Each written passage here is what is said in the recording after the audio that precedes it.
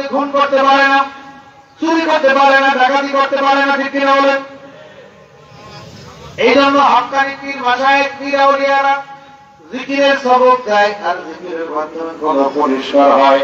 আর কলবটা যদি ভালো থাকে, পরিষ্কার হয়ে যায়, ওই কলবের কাছে নামাজও ভালো লাগে, রোজাও ভালো লাগে, জিকিরও ভালো লাগে, কোরআন তেলাওয়াতও ভালো লাগে, পর্দাও ভালো লাগে, ঠিক কিনা বলেন? রাসূল পাক সাল্লাল্লাহু আলাইহি ওয়াসাল্লাম সাহাবায়ে কেরামের মধ্যে ওয়াজ করতেছিলেন।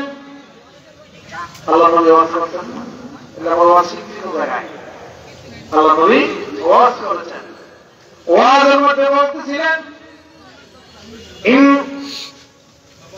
রাসূল পাক সাল্লাল্লাহু আলাইহি ওয়াসাল্লাম বলেছিলেন, ইন্না হাযিহিল কুলুবা তাসদাহু কামা ইয়াসদাহুল হাদীদু ইযা আসাবাহুল মা।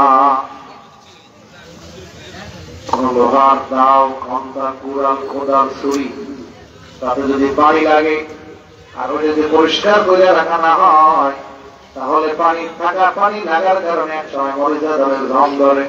পরিষ্কার না করলে এক সময় যেই কাজের জন্য যন্ত্রটা বানাইছিল সেই কাজ আর করতে পারে না, বোঝা হয়ে যায়, কেনা বলেন?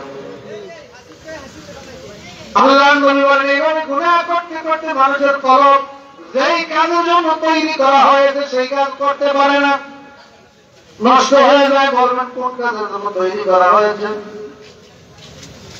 কুলুবুল আরিফিনা লাহা উয়ুনুন তাওয়া মা লা ইয়ারাহুন নাযিরুনা। কুলুবুল আরিফিনা লাহা জানাহুন তারা মা লা ইয়াতিরুল জানিহুনা।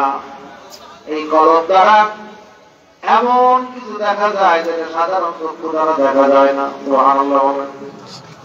এই কলবের মধ্যে আল্লাহ রাব্বুল আলামিন এমন রূহানি শক্তি দিয়েছেন, পাখা দিয়েছেন, বিমান যেখানে উড়ে যেতে পারে না, এই কলবের পাখা দিয়ে সেখানে উড়ে যাওয়া যায়।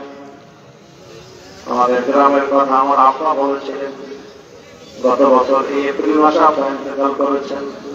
সকলের কাছে দোয়া চাই, আল্লাহ পাক জান্নাতুল ফেরদাউস নসিব করেন। ছোট ভাই, মা, ভাবি, আপনারা অনেক ছাত্ররা স্বপ্নে দেখেছে, সবাই স্বপ্নে দেখেছে আপনারা জান্নাতের মধ্যে আছেন।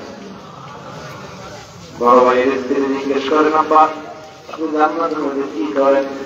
কোনো কাজ নাই, আমি কোরআন শরীফ পড়ি আর বই পুস্তক করি। ইন্তেকালের কয়েকদিন আগে অসুস্থ, একেবারে কথাবার্তা বন্ধ হয়ে গেছে, 1-2 দিন আগে।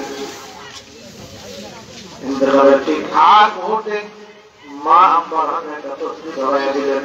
বেহুশ মানুষ, খায় না হলে,